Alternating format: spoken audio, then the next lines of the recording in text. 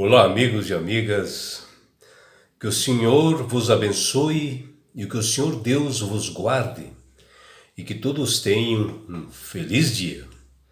Vamos estudar a lição e hoje, segunda-feira, 29 de maio, a lição 10, ela tem como título A Antiga Mentira da Imortalidade. A lição de hoje ela está baseada no livro de Apocalipse, no capítulo 16, versículos 13 e 14, Apocalipse 18, versículos 2 e versículos 23.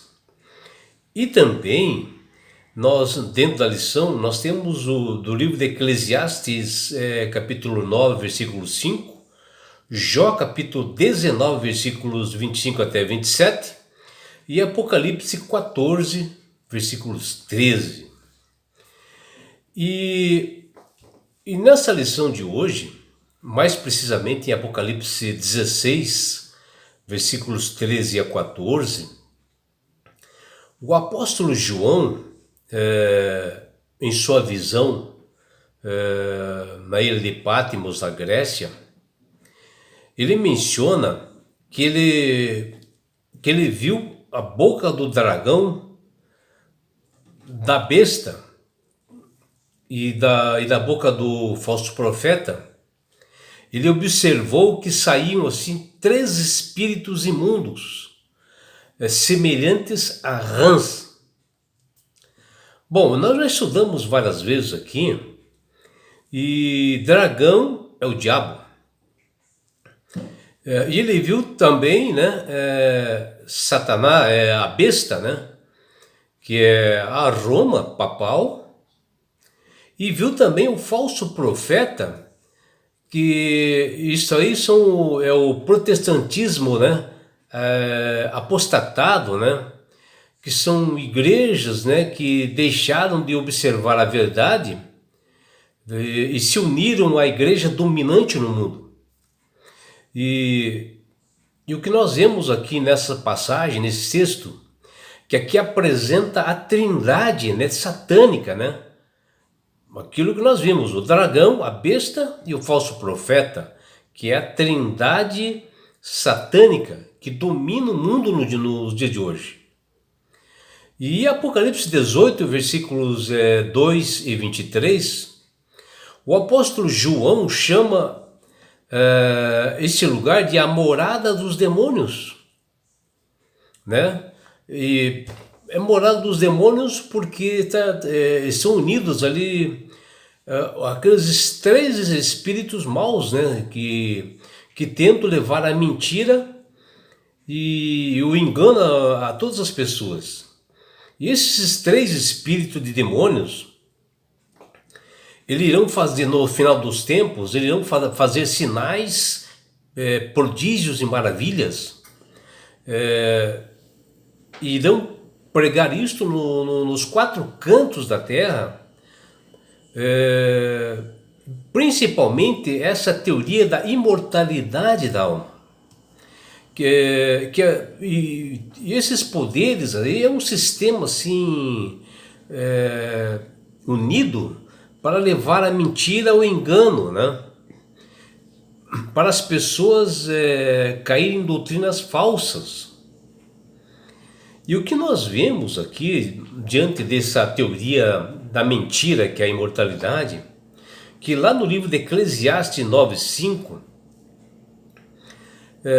e Jó, capítulo 19, 25, ali prova que realmente Deus menciona qual é o estado da morte. Porque foi o seguinte, quando Satanás ele foi banido lá do céu, e que ele sabe que ele está condenado, isso já desde a cruz do Calvário, através do sangue de Jesus, e que ele será exterminado após a segunda vinda de Cristo, ele sabe que seus dias estão contados, e ele começa a atacar as pessoas, levando essas mentiras e tem levado muitas pessoas cristãs a acreditarem na imortalidade, né? Porque o tempo dele, de Satanás, está determinado. E, se possível, ele vai levar toda a raça humana consigo para a destruição. E assim, o próprio Satanás pinta a morte como algo lindo, algo que não deve ser temido pelas pessoas, e fala na imortalidade da alma, sendo que Deus, nas Sagradas Escrituras, na Bíblia, menciona que o homem foi feito do pó e ao pó ele voltará. Onde a morte, né, o próprio Jesus menciona que é um sono. A pessoa não sabe nada, não ouve, não fala, e ela aguarda a bendita esperança, justamente a segunda vinda de Jesus, onde ele irá ressuscitar todos os mortos, né? E essa ideia, né, de que existe sim, uma entidade que é independente do corpo, chamado alma, que falam que sobrevive à morte, assim, do corpo, ela provém do paganismo e do platonismo, né? Onde esses enganos são produzidos por Satanás para levar as pessoas à perdição. Ao contrário disso, né, a palavra de Deus, as Sagradas Escrituras, apresenta o conceito de que o ser humano ele é um todo indivisível. Ele é composto por corpo, alma e espírito, e é indivisível. Porque quando a pessoa morre, o fôlego de vida volta para Deus. Portanto, na morte ocorre o processo inverso da vida. E após o ser humano perder o fôlego de vida, espírito, volta para Deus. O coração, né, deixa de bater e ocorre a morte cerebral da pessoa. Não existe assim, uma entidade independente do corpo que resiste à morte. Isso aí são mentiras. Como falam, né, os espíritas, né, e algumas outras doutrinas que estão aliadas ao espiritismo. E o ser, após assim retirada do fôlego de vida, em tudo assim ele deixa de viver, morreu, né? Quando Deus retira o fôlego, a pessoa morre e é um sono para ela. E a Bíblia menciona que em Gênesis capítulo 2, versículo 7, na criação do homem, que Deus pegou o pó da terra, o barro, né, e soprou nas narinas do homem, e deu ali o fôlego de vida, e o homem passou a ser uma alma vivente, né? Então, o fôlego de vida é que faz a pessoa se movimentar, que dá os movimentos para a pessoa. E a Bíblia não diz que o homem passou a ter uma alma vivente. O homem não possui uma alma vivente, pois ele é uma alma vivente. E note que o homem foi feito do pó da terra e para lá volta quando morre, que diz lá em Gênesis capítulo 3, versículo 19. E nós, se nós pegarmos, né, um pedaço assim, de um corpo humano de alguém que faleceu, e nós levarmos para um laboratório, para exames, né, todos os elementos químicos, né, analisados são os mesmos elementos químicos, né, que possuem a Terra. Aí você vê que nós se originamos da Terra. E a imortalidade da alma é uma tremenda mentira iniciada pelos gregos e totalmente contrária às Sagradas Escrituras, onde foi introduzida no meio cristão pelos judeus, que eles tiveram contato com os gregos de modo assim especial sobre a filosofia de Platão e seus princípios, que foi produzido por meio de mistérios, né, órficos e eleusianos, dos quais os egípcios e os babilônios foram estranhamente misturados, né, com essa teoria. A esperança dos cristãos se apoia em apenas uma única doutrina, a doutrina da ressurreição dos mortos, que será feita através de Jesus na sua segunda vinda. Quando o apóstolo Paulo escreve lá em Atenas, lá na Grécia, é onde ele pregou ali, né, na Grécia, que Atenas é a capital, né, dos filósofos, né, inclusive dos gregos Platão e Sócrates. O apóstolo Paulo pregou que Jesus é a ressurreição. Está lá tá lá em Atos, né, 17 e 18, porque ali naquele momento alguns cristãos estavam em dúvidas, porque eles estavam justamente no lugar onde a teoria da imortalidade ela é grandíssima, lá na Grécia.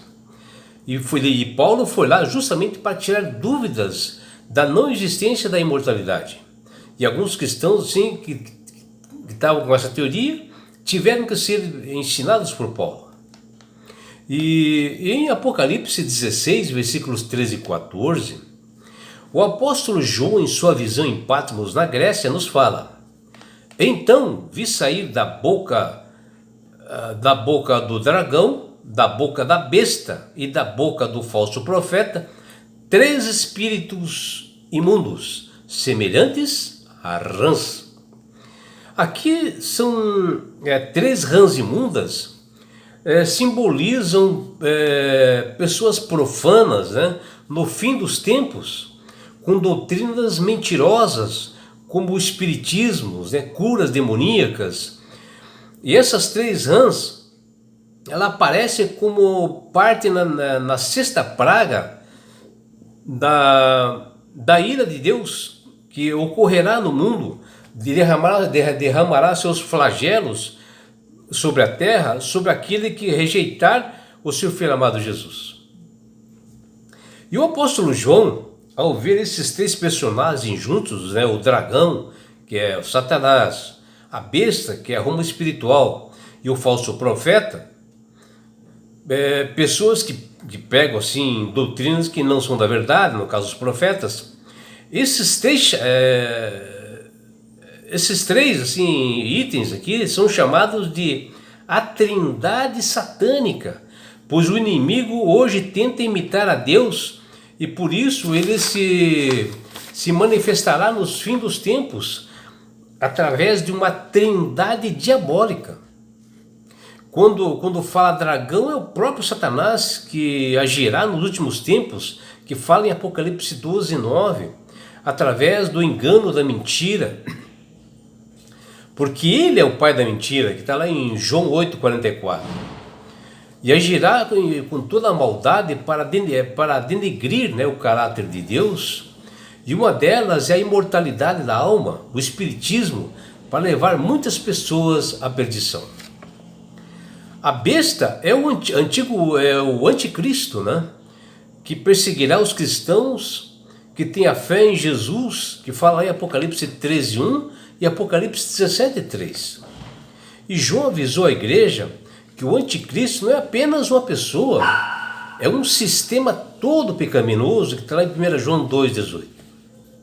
Quando menciona falso profeta, é um representante assim, humano, agente de Satanás, que muda leis, tempos de Deus, que prega falsas doutrinas, que fala em Apocalipse 19 e 20. E Jesus, ele alertou sobre tudo isso, está lá em Mateus 24, versículo 24, que nos fins dos tempos, ele operará grandes sinais e prodígios para enganar pessoas e, se possível, até os eleitos, né? Esse foi o próprio Jesus que falou em Mateus 24, 24. E em Apocalipse 16, 2, fala dessa Babilônia, né, espiritual, o tempo do fim, cheio de confusão, de doutrinas, de mentiras, né? E o apóstolo João usa uma expressão assim bem clara, que o mundo tornou-se morada de demônios, coito de todo o espírito imundo e feitiçaria. Veja o que João fala. Isso aqui são atividades de Satanás desse período que antecede a volta de Jesus e que nós veremos em grande número nesse período. E vocês não têm observado isto, assim, que governantes no mundo, né, e pessoas comuns têm procurado, né, esse tipo, assim, de doutrina?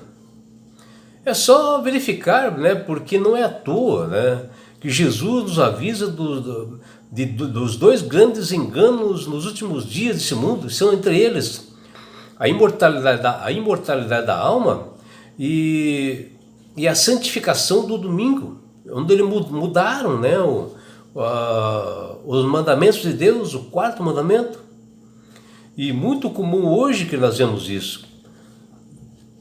E isso tudo, né, a gente vê que na igreja dominante no mundo, que essa crença, né, da imortalidade, ela é considerada doutrina, né, por muitos cristãos assim, e é a base de tudo para eles.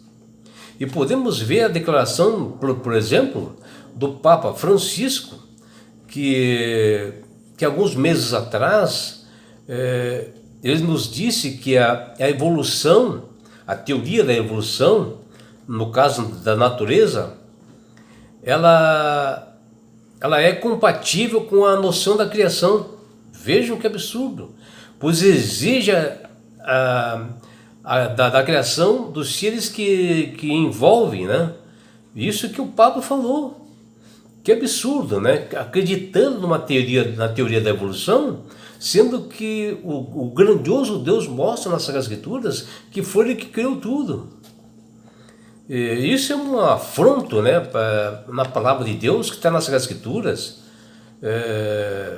E além do mais, né, essa força, essa Babilônia espiritual, ela irá se unir com outros poderes políticos, já estão se unindo nos dias de hoje. É só se observar também. E o pior de tudo, né, que são as doutrinas falsas, onde eles mudam leis e tempos de Deus, que acreditam na morte, né, e que no fim dos tempos, durante esse período, pessoas seriam arrebatadas assim secretamente, onde pessoas irão voar para o céu. Coisas que falam nos dias de hoje, e são pessoas que um dia tinham a verdade e que se uniram a essa igreja falsa. E que isto irá acontecer agora, nos nossos tempos, né? E que na realidade as pessoas só serão ressuscitadas na grande volta de Jesus, onde os mortos em Cristo, eles ressuscitarão primeiro. E os vivos, né, que têm a fé em Jesus, serão levados até as nuvens dos céus para um grande encontro com Cristo. Deus é muito claro com seus filhos, e é bem claro nas Escrituras, da instrução perfeita sobre a vida depois da morte, onde está a esperança de todo aquele que acredita nessas promessas de Jesus. E o livro de Eclesiastes 9:5 diz que a morte é apenas um sono, né? E diz, olha que diz, mas os mortos não sabem coisa nenhuma, nem tampouco terão recompensa, porque a sua memória jaz no esquecimento.